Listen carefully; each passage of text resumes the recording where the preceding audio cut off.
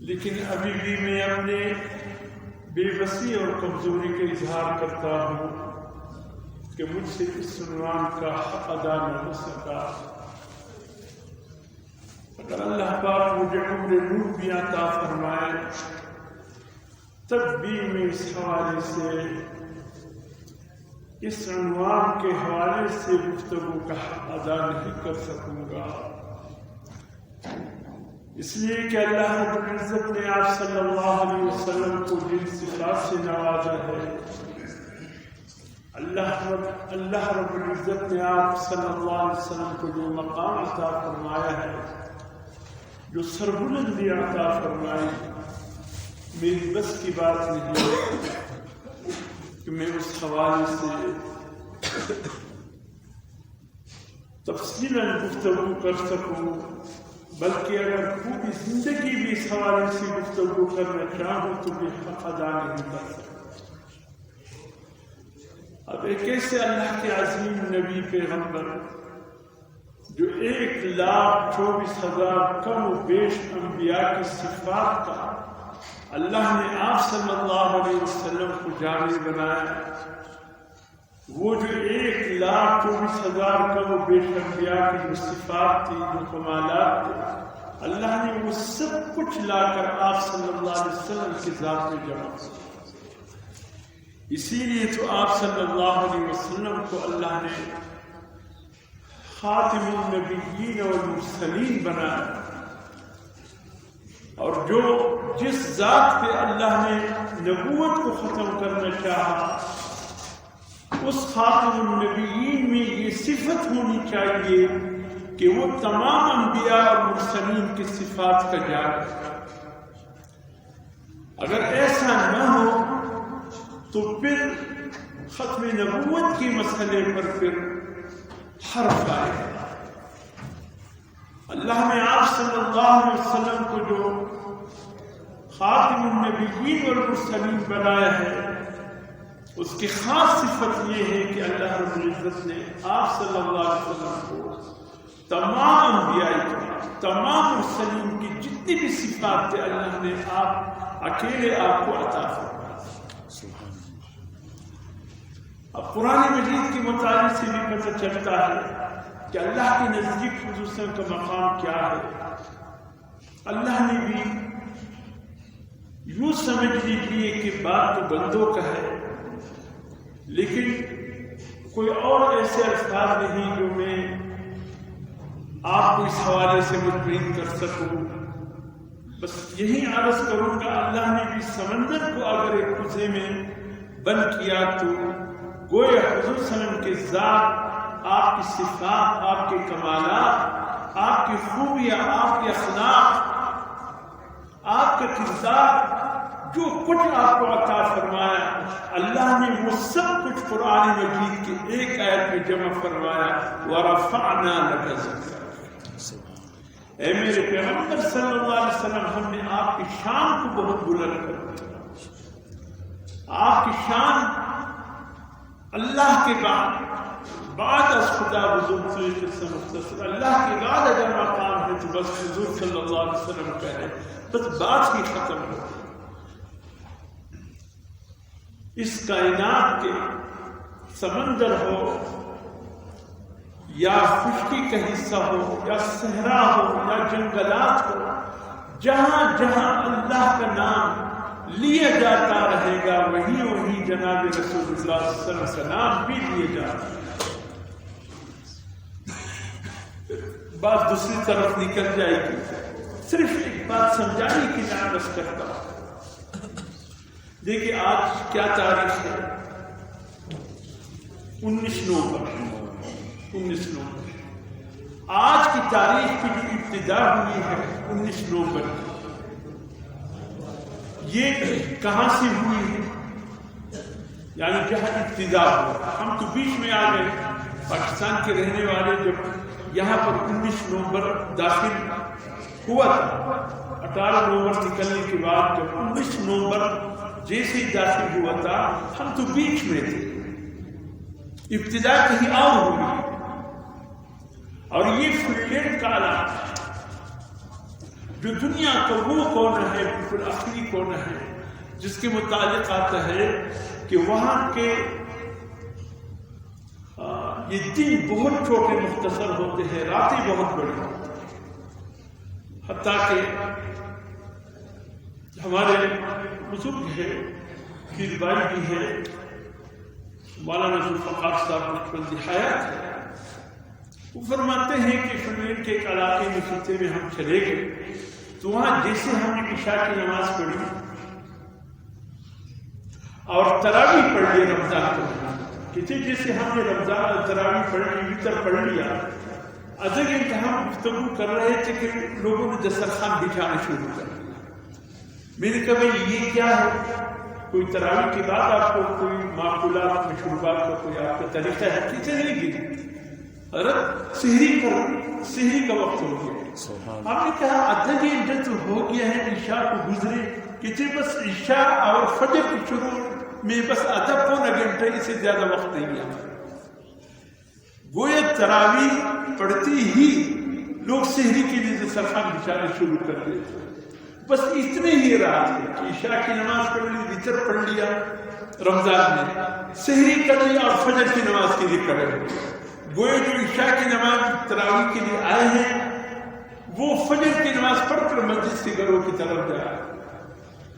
یہ مختصر ترین رات وہی سے جن کا آغاز ہوا ہے آج کو 19 نومبر، وہاں سے آغاز ہوا، وہاں سے چلتے وہاں بھی مسلمان الحمدللہ ایک تعداد ہے، وہیں سے آج فجر کے اذان کا وقت شروع ہوا، پھر یہ چلتے چلتے انڈونیشیا کے جتنے جزائر ہیں ان میں پھیل گیا، یہاں سے چلتے چلتے اب ظاہر ہے کہ جہاں اشہد ان لا الہ الا اللہ تو وہیں پر اشہد ان محمد رسول اللہ کے الفاظ بھی ہیں، اور گویا جہاں اللہ کا نام لیا جاتا ہے وہی ساتھ میں حضرت صلی اللہ علیہ وسلم کا نام بھی لیا جاتا ہے، اور پھر وہیں سے نکلتی یہ ملائکہ اس خطے سے اذان ہوتے ہوتے پھر یہ ہندوستان میں داخل ہو کر کے پھر چلتے پاکستان میں اذان فجر جب داخل ہوتا ہے، انڈیا سے پاکستان میں داخل ہوتے مقبوضہ کشمیر سری نگر اور سیالکوٹ کے فجر کا وقت ایک ہی ہے۔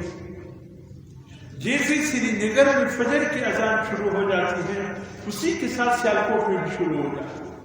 سیالکوٹ میں 19 تاریخ کا پاکستان میں جو آغاز ہوتا ہے وہ سیالکوٹ سے ہوتا ہے، یہیں سے پھر چلتے چلتے پورے پاکستان میں فجر کی اذانیں پھیل جاتی ہیں۔ پنجاب کا خطہ ہے، پنجاب سے KPK کی طرف نکل جاتا ہے، وہاں سے پھر جو ہے سندھ سے ہوتے ہوئے بلوچستان کی طرف آتا ہے، اور یہاں سے تقریباً ہوتے ہوتے بلوچستان سے جو آخری فجر کی اذان جس خطے میں ہوتا ہے وہ گوادر کی معنی تو آسان معنی تو یہی ہے کہ ہوا کا دروازہ، چونکہ سمندر کے ایک ایسا حصہ ہے وہ بہت تیزی کے ساتھ وہاں سے ہوا داخل ہوتا ہے سمندر، اس لیے اس کو ہوا کا دروازہ کہا جاتا ہے۔ اچھا، گوادر کا اور مسقط کے فجر کے اذان کا وقت پھر ایک ہی ہے، جیسے گوادر میں فجر کی اذان شروع ہو جاتی ہے مسقط میں بھی شروع ہو جاتی ہے۔ عرب کی خطے میں فجر کی اذان سب سے پہلے مسقط میں داخل ہوتا ہے، اور مسقط سے مطلب عمان سے پھر یہ چلتے چلتے دبئی سے پھر کویت، پھر آگے چل کر یہ جو ہے سعودی عرب تک پہنچ جاتا ہے، پھر اس کے بعد لیبیا، مراکش، الجزائر کی طرف آتا ہے، تو جہاں وہاں فجر کی اذانیں شروع ہو جاتا ہے تو انڈونیشیا کے ان جزائر میں زور کی اذانیں شروع ہو جاتی ہیں، پھر یہ اذانیں زور کی جیسے پاکستان تک پہنچتا ہے وہاں پر عصر کی اذانیں شروع ہو جاتی ہیں، وہ ابھی تک انڈیا میں ہوتا ہے عصر کی اذانیں کے، انڈونیشیا میں مغرب کی اذانیں شروع ہو جاتی ہیں۔ یہ پورے 24 گھنٹے جو آواز اس سرزمین پہ پھیلتا ہے وہ اذان ہے، 24 گھنٹے، اور گویا 24 گھنٹے اللہ کا نام بھی لیا جا رہا ہے اس پورے سرزمین پر، حضور صلی اللہ علیہ وسلم کا نام بھی لیا جا رہا ہے، اور پھر اس 24 گھنٹے نماز اذان کے ساتھ ساتھ قرآن مجید یہ واحد ایسی کتاب ہے جس کی تلاوت 24 گھنٹے جائے گی، 24 گھنٹے، کوئی خطہ ایسا نہیں ہے جہاں قرآن کی تلاوت کا سلسلہ 24 گھنٹے میں جاری. اللہ نے نظام ایسے اس کائنات کا بنایا ہے، کچھ عجیب سا نظام ہے. تو اس لیے فرمایا اے میرے حبیب صلی اللہ علیہ وسلم رفعنا لک ذکرک، ہم نے جس طرح اپنے نام کو بلند کر دیا آپ کے نام کو بھی بلند کر دیا. جہاں جہاں اللہ کا نام لیا جاتا رہے گا وہی حضور صلی اللہ علیہ وسلم کا نام بھی نام لیوا اس خطے میں موجود ہو. اور یہ اذان میں اللہ نے ایک عجیب تاثیر رکھے، ایک عجیب فوٹو رکھا.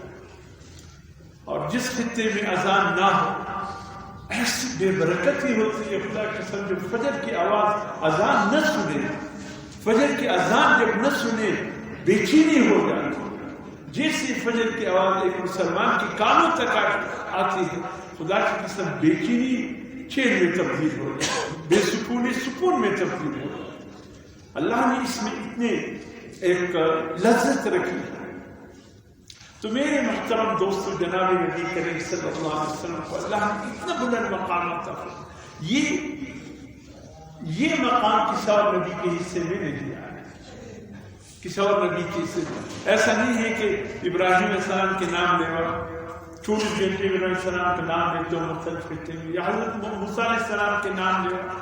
اب یہودی موسیٰ علیہ السلام کے نام لیوا ایک خطے میں بس ختم، ایک محدود وقت میں اس کا نام لیا جاتے ہیں بس ختم. حضرت عیسیٰ علیہ السلام عیسائی، اول تو حضرت عیسیٰ علیہ السلام کے طریقے پر چلنے والے کتنے ہیں، اور پھر جہاں جہاں عیسائی ممالک ہیں کتنے حضرت عیسیٰ علیہ السلام کے دین کے پیروکار ہوں. تو اس لیے اللہ کے بڑے العظم پیغمبر ہے، بڑے عظیم پیغمبر ہے، ان کے مقامات میں کوئی شک نہیں. لیکن جو مقام جناب نبی کریم صلی اللہ علیہ وسلم کے ہے وہ کسی اور کے حصے میں نہیں دیا ہے. اللہ نے آپ کو سربلند فرما دیا، سربلند فرما. حسن یوسف دم عیسیٰ لبیزادار آنچہ حمدان توتن حالا. اللہ کے حبیب وہ انبیاء جو اپنے ذات میں اپنی صفات میں جو کمالات رکھتے تھے اللہ نے وہ سب کچھ آپ کی ذات میں جمع کیا. اور پھر اللہ رب العزت کے ہاں خصوصاً کا مقام دیا. پورے قرآن مجید میں خصوصاً کا نام 4 جگہ محمد کا صلی اللہ علیہ وسلم، اور ایک جگہ خصوصاً کا نام احمد آیا. گویا یہ 5 مقامات ہیں جس میں محمد کا لفظ 4 جگہ آیا ہے پورے قرآن، اور احمد کا لفظ 1 جگہ آیا ہے. اللہ نے قرآن کریم میں اپنے حبیب کو نام لے کر نہیں پکارا.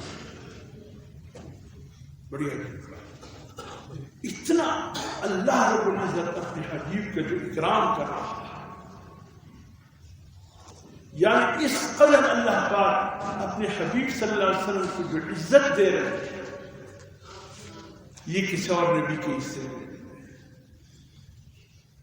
آدم علیہ السلام کے جب ذکر آیا تو اللہ نے کیا فرمایا؟ یا آدم اسکن انت و زوجک الجنہ، اے آدم تو اور تیری بیوی جنت. نوح علیہ السلام کا ذکر آیا، یا نوح، نوح علیہ السلام کا نام لے کر اللہ نے یا ابراہیم اعرض عن هذا. ابراہیم علیہ السلام کے جب ذکر آتے ہیں اللہ نے نام. یا موسیٰ، موسیٰ علیہ السلام کبھی جب اللہ پاک مخاطب کر رہے ہیں یا موسیٰ فاخلع علیک انک بالواد المقدس، نام لے کر اللہ پکارا. عیسیٰ علیہ السلام کا آر یا عیسی ابن مریم اانت قلت للناس اتخذونی وامي الہین. یا زکریا انا نبشرک بغلام اسمہ یحییٰ، یا یحییٰ خذ الکتاب بقوة. ہر نبی کو اللہ نے نام لے کر، لیکن جب باری آئی جناب نبی کریم صلی اللہ علیہ وسلم قرآن مجید میں کسی مقام پہ اللہ نے نام لے کر نہیں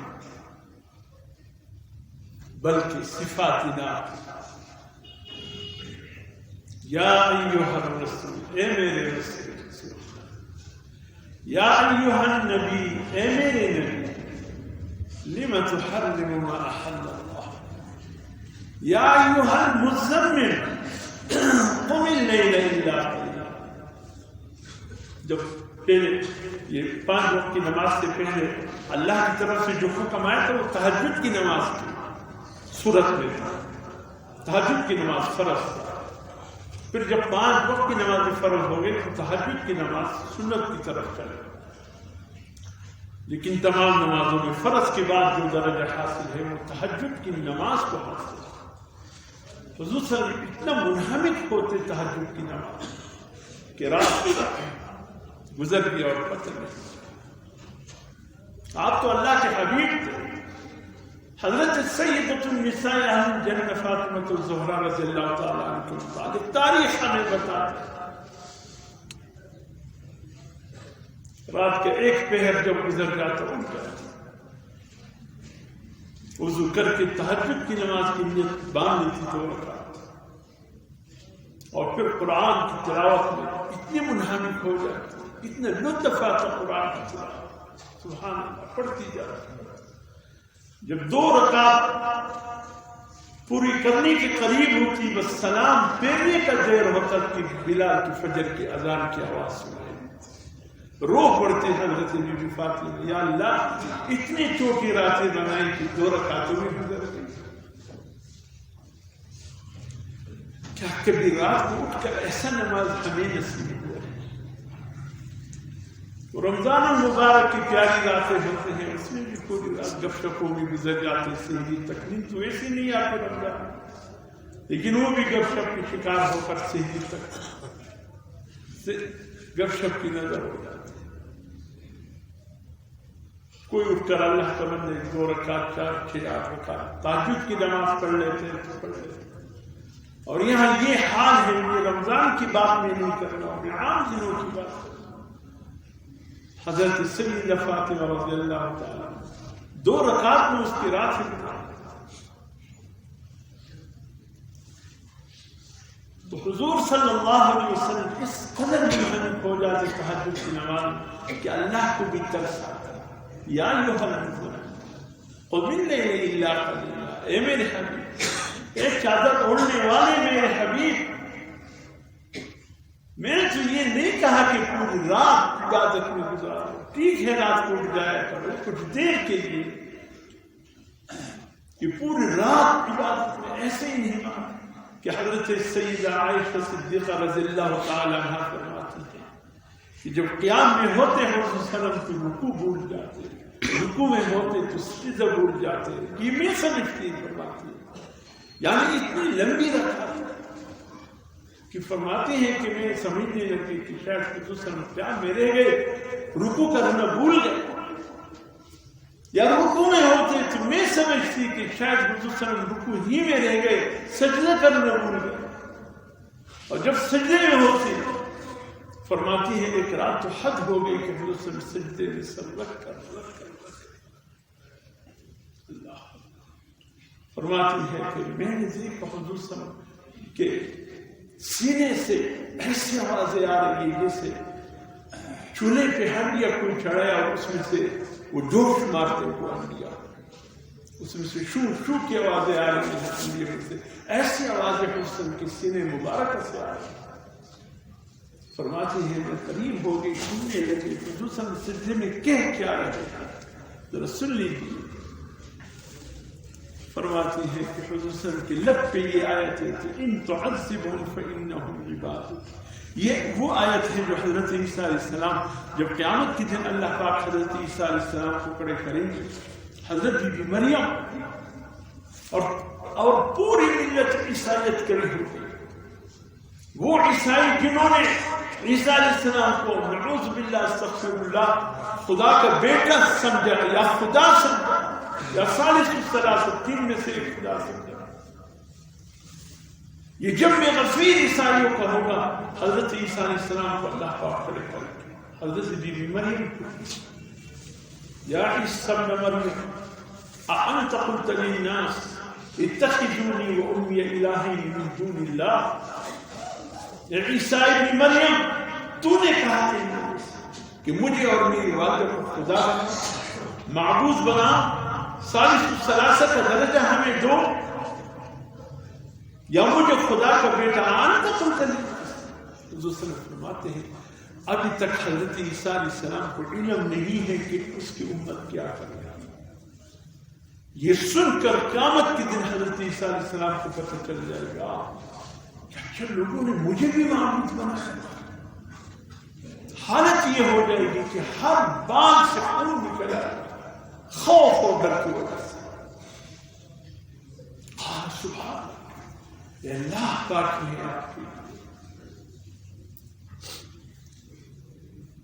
ما كنت قلته فقد علمت إن كنت قلته فقد علمت تعلم ما في نفسي ولا أعلم ما في إنك أنت علام۔ اے اللہ اگر میں نے ایسی بات ان سے کہی ہو یا میرے دل میں یہ خیال آیا کہ لوگ مجھے خدا بنائے، معبود بنائے، خدا کا بیٹا سمجھے، یا اللہ اگر ایسا کوئی خیال بھی میرے دل پہ گزرا ہو، یا اللہ کوئی جانتا ہے یا نہیں جانتا، تو جانتا ہے کہ میرے نفس میں کیا ہے، میرے دل میں کیا ہے، تو علام الغیوب۔ ما قلت لهم الا ما امرتنی به ان اعبدوا اللہ ربی وربکم۔ اے اللہ میں نے وہی کہا جو آپ نے وہی کے ذریعے مجھے کہا، میں نے ان سے یہ کہا کہ ایک اللہ کی عبادت کرو، بس وہی ہم سب کا رب ہے، میں نے یہ کہا۔ اس کے بعد حضرت عیسیٰ علیہ السلام اللہ کی جلال کو دیکھ کر فرمائیں گے ان تعذبهم فانهم عباد۔ اے اللہ اگر تو ان کو عذاب دینا چاہتا ہے تو تیرے بندے ہیں، ان تعذبهم فانهم عباد۔ اے اللہ اگر تو ان کو عذاب دینا چاہتا ہے تو تیرے بندے ہیں، وان تغفر لهم وان تغفر لهم وان تغفر لهم۔ اے اللہ اگر تو ان کو معاف کر دیتے تو عزیز اور حکیم ہے، زبردست ہے، جو چاہے کر سکتا ہے۔ اب عائشہ فرماتی ہے یہ آیت کسی کے لب پہ اور سجدے میں تھے، یا اللہ اگر میری امت کو ان تعذبہم تو عذاب دینا چاہے تو اللہ تیرے بندے ہیں، لیکن اگر تو میری امتیوں کو معاف کر دے۔ گناہگار امت کے لیے حضور صلی اللہ علیہ وسلم کے اللہ کے سامنے التجائے، سجدے میں رونا، یا اللہ میری گناہگار امت کو فرما، اللہ اگر تو عذاب دے دے تو تیرے بندے ہیں، لیکن اگر تو معاف کر۔ اب عائشہ فرماتی ہے وَإِن تَغْفِرْ لَهُمْ وَإِن تَغْفِرْ لَهُمْ وَإِن تَغْفِرْ لَهُمْ۔ ایسا لگتا تھا کہ حضور صلی اللہ علیہ وسلم کی زبان اس لفظ پر اٹک گئی، اے اللہ اگر تو معاف کر دے، اے اللہ اگر تو معاف کر دے، اے اللہ اگر تو معاف کر دے، اٹک گئی۔ تو یا ایھا المدثر، یا ایھا المدثر، پہلے وحی کے سبب غار حرا سے جب حضرت صلی اللہ علیہ وسلم 6 مہینے اپنے غار حرا میں گزار، اور اس سوچ میں کہ کائنات کیوں ہے، یہ دن رات کے آنا جانا کیوں ہے، یہ انسان جو چلتے پھرتے ہیں ایسے تو نہیں ہے، کوئی مقصد تو ہے ان کی دنیا میں آنے کا۔ اس راز کو جاننے کے لیے کہ انسانوں کی دنیا میں آنے کا مقصد کیا ہے، یہ دن رات جو آتے جاتے ہیں اس کی وجوہات کیا ہے، کچھ تو ہے اس کائنات میں۔ اس راز کو ڈھونڈنے کے لیے حضور صلی اللہ علیہ وسلم نے غار حرا کو اپنا مسکن بنایا۔ 6 مہینے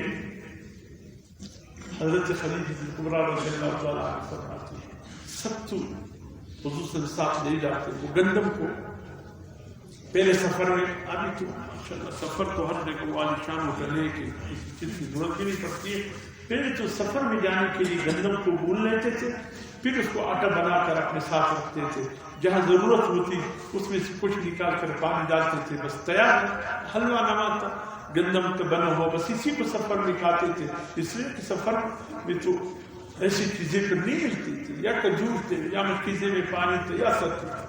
حضور صلی اللہ علیہ وسلم لے کر جاتے اور مشکیزے میں، چھوٹے مشکیزے میں اما خدیجہ فرماتے ہیں پانی لے کر حضور صلی اللہ علیہ وسلم چلے جاتے غار حرا، 11 دن گزر جاتے، 12 دن گزر جاتے. فرماتی ہے میں پریشان ہو جاتی. وہ ستو تو 2-3 دن کے لیے تھا اور پانی زیادہ سے زیادہ 1-2 دن کے لیے. آج 12واں دن ہے مسلم تشریف نہیں لائے، کیا حال ہو؟ فرماتی ہے میں یہاں سے چل پڑتی 1.5 کلومیٹر پہاڑ پر یوں چڑھنا ہے. حضرت خدیجہ کبریٰ پہاڑ پر یوں چڑھ کر حضور صلی اللہ علیہ وسلم کے پاس غار حرا پر پہنچ جاتی اور فرماتی جا کر میں دیکھتی حضور صلی اللہ علیہ وسلم منہمک ہوتے. مجھے دیکھ کر کہا خدیجہ تو آ گئی. میں نے کہا آنے کی کوئی خیر خبر نہیں تھی. آپ 11-12 دن ہو گئے اللہ کے حبیب، آپ آئے نہیں گھر کی طرف سے. پریشان ہو گئی. ستو بھی ختم ہو چکا ہوگا، پانی بھی ختم ہو چکا ہوگا. میں ڈر گئی. فرمایا اچھا مجھے تو پتہ نہیں چلا. خدیجہ فرماتی ہے رضی اللہ عنہ دیکھ مشکیزے میں پانی بھی ویسے کے ویسے موجود ہے اور ستو بھی ویسے کے ویسے موجود ہے. اتنی حمایت تھا، اتنا حضور صلی اللہ علیہ وسلم تصور میں گئی تھی. آخر 6 مہینے کے بعد اس رات سے پردہ اٹھتا ہے کہ جبرائیل علیہ السلام تشریف لاتے ہیں اور یہاں آ کر اقرأ بسم ربک الذی پہلا سبق لے کر آتے ہیں. اس کائنات کی حقیقت سے پردہ اٹھ جاتا ہے. جس راز کو پانی کے لیے حضور صلی اللہ علیہ وسلم نے غار حرا کو اپنا مسکن بنایا تھا وہ راز آخر پا لیا. انسان کے آنے کا مقصد کیا ہے جان لیا. جبرائیل صلی اللہ علیہ وسلم کو حضور صلی اللہ علیہ وسلم نے اپنی اصلی صورت میں 2 مرتبہ دیکھا. باقی کسی نبی نے بھی جبرائیل صلی اللہ علیہ وسلم کو اپنی اصلی صورت میں نہیں دیکھا. جب بھی دیکھا بشری صورت میں دیکھا، انسانی صورت میں. لیکن حضور صلی اللہ علیہ وسلم نے 2 مرتبہ اس وقت پہلا وہی کا سبق لے کر جب جبرائیل صلی اللہ علیہ وسلم آئے جبل نور پر بیٹھے تھے.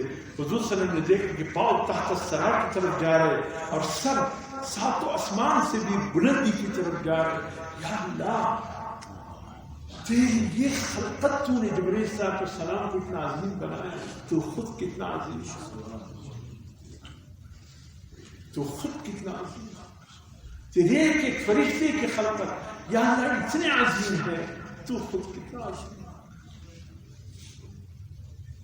اور دوسرے مرتبہ معراج کے موقع پر سدرۃ المنتہا پر حضور صلی اللہ علیہ وسلم جبرائیل صلی اللہ علیہ وسلم کو اپنی اصلی صورت میں دیکھا. یہ 2 اور جبرائیل صلی اللہ علیہ وسلم کو دیکھنا کوئی معمولی بات نہیں تھی. حضور صلی اللہ علیہ وسلم پر کٹ کٹی تاری ہو، لذت تاری ہو آئے اور خدیجہ نے کہا یا خدیجہ زملونی زملونی دسرونی دسرونی، اے خدیجہ میرے اوپر چادر ڈال دے گرم، یا میرے اوپر کوئی کمبل دسرونی کوئی کمبل ڈال دے میرے اوپر، مجھے اپنی جان کا خوف. پھر تفصیلی کسی اور طرف نکل جاؤں گا، اس کو یہی چھوڑتا ہوں. اللہ نے پھر یہی انہی الفاظ کے ساتھ یاد کیا ہے یا ایھا المزمل، اے چادر اوڑھنے والے، یا ایھا المدثر، اے کمبل اوڑھنے والے میرے حبیب. نام لے کر نہیں پکارا. اور حضور صلی اللہ علیہ وسلم کو میں نے عرض کیا 4 مقام ایسے قرآن مجید میں جہاں اللہ پاک نے اپنے حبیب کا نام لیا. وہ نام لینا ضروری تھا، نام لینا ضروری تھا. توجہ چاہوں گا آپ حضرات کا، نام لینا اس لیے ضروری تھا کہ اللہ کو علم تھا کہ بعد میں آنے والے ایسے بدبخت آئیں گے کہ میرے حبیب پر، میرے حبیب کے مقام پر ڈاکہ ڈالنے کی کوشش کریں گے، میرے حبیب کے مقام کو لینے کی کوشش کریں گے. ڈاکو چور بدکردار لوگ آئیں گے اور اپنے آپ کو میرے حبیب جیسا بنا کر پیش کریں گے. اس لیے وہاں پر نام لینا ضروری تھا. سب سے پہلے مسئلہ ختم نہیں ہوا، نام لیا ما کان محمد ابا احد من رجالکم ولکن رسول اللہ و خاتم النبیین. اگر اللہ فرماتے میرا نبی، میرا رسول، اگر ان الفاظ کے ساتھ یاد کرتے کہ یہ میرا آخری نبی اور آخری رسول ہے، تو پھر کوئی بھی کہہ سکتا تھا میں بھی تو نبی ہوں، میں بھی تو رسول ہوں، مجھے اللہ کہہ رہے کہ میں اس کا آخر نہیں. اللہ نے فرمایا کسی اور کا ذکر نہیں کر رہے. ما کان محمد صلی اللہ علیہ وسلم کا میں ذکر کر رہا کہ میرا محمد میرا آخری رسول ہے، میرا محمد میرا آخری نبی ہے. آپ کے بعد یعنی محمد صلی اللہ علیہ وسلم کے بعد نہ کوئی نبی آئے گا، کوئی رسول نہیں آئے گا. پہچان لو، جان لو، نانے نانی کو پہچان لو، اس نام کا میرا حبیب میرا آخری رسول ما کان محمد ابا احد۔ وہ جو مرتد غلام قادیانی وہ بدبخت یہاں بھی دجل سے تلبیس سے باز نہیں آ رہا، زندگی یہاں بھی اپنے آپ کو محمد کی شکل میں پیش کر رہا ہے۔ بدبخت کہیں کہ ایک گسی کی بیوی کی بیٹے بدبودار ڈھیلے اور گڑ میں جس کو فرق محسوس نہیں ہوتا تھا، بیٹا اس کی سیرت المہدی میں لکھتا ہے، جو اپنے باپ کے سیرت پر کتاب لکھی ہے مرزائیوں نے، کہ میرا باپ بہت سادہ تھا، اس کو فرق نہیں ہوتا تھا کہ یہ میں گڑ کھا رہا ہوں یا جس وہ اس مٹی کے ڈیلے سے پیشاب کو سکھایا یا وہ کھا رہا ہوں، جس کو اس کی تمیز نہیں، وہ پیغمبر ہے۔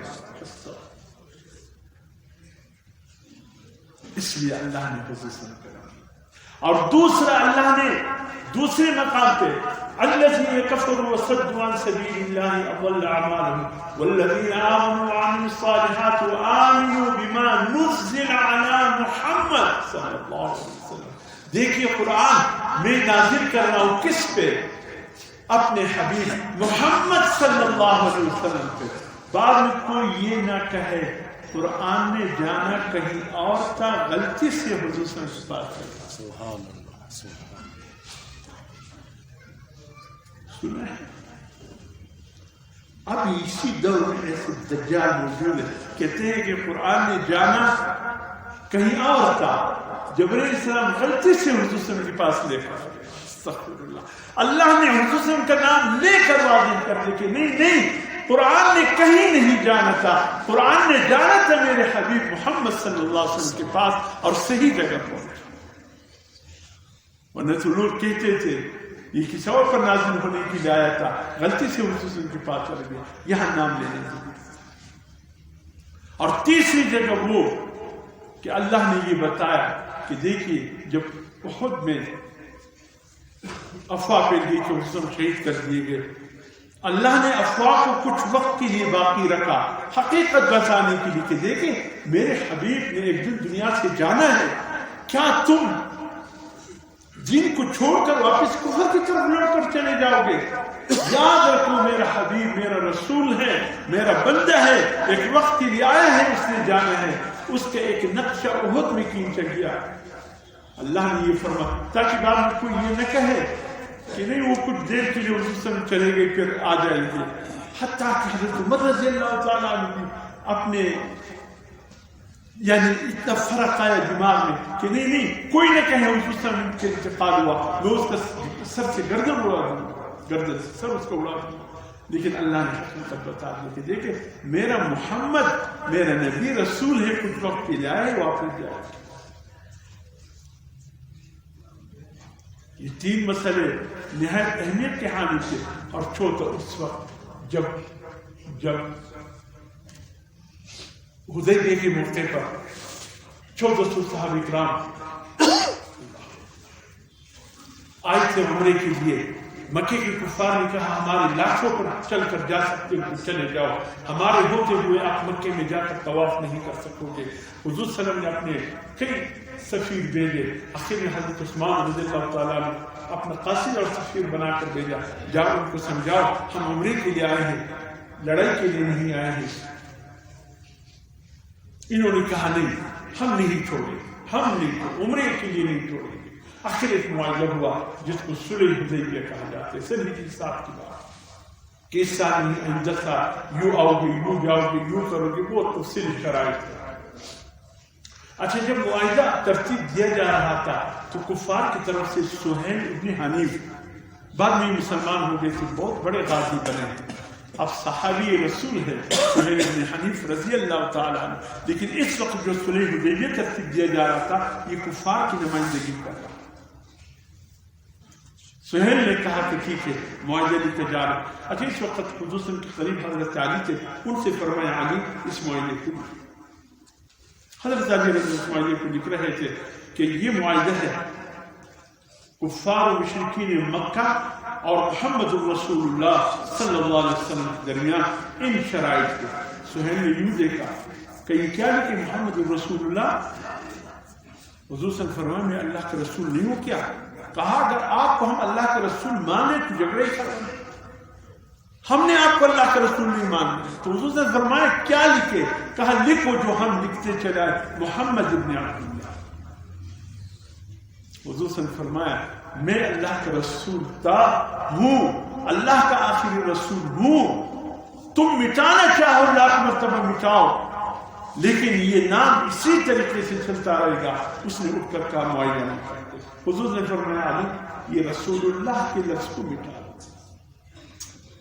حضرت علی رضی اللہ عنہ نے فرمایا ہمت نہیں ہے ان ہاتھوں میں، طاقت نہیں ہے ان انگلیوں میں کہ میں رسول اللہ کے لفظ کو مٹا سکوں. فرمایا علی بتاؤ کہاں لکھا؟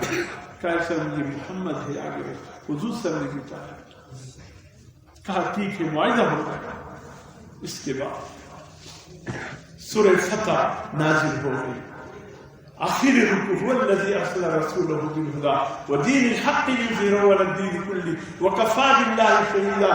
محمد رسول اللہ، محمد رسول اللہ، محمد رسول اللہ. اے میرے حبیب لوگ آپ کے نام کو مٹانا چاہتے ہیں. قیامت تک یہ الفاظ قرآن کی ورقوں پر قیامت تک چمکتا ہے. سبحان اللہ. لوگ یہاں تو مٹا لیں گے، قرآن سے کیسے مٹائیں گے؟ اس لیے یہاں ضروری ہو گیا تھا کہ یہ الفاظ آ جائے لیکن قرآن کے ورقوں پر آ جائے تا قیامت آ جائے. کفار نے مٹانا چاہا، اللہ نے کہا یہ نام مٹنے کے لیے نہیں آیا، یہ نام تو ابد الآباد تک کے لیے آیا. اس لیے چار مقامات اللہ نے حضور صلی اللہ علیہ وسلم کو ایسا مقام نصیب فرمایا. اسی لیے پھر آگے چل کر اللہ نے ہمیں جو حکم دیا زندگی یہی تو وہ اصل آیت ہے.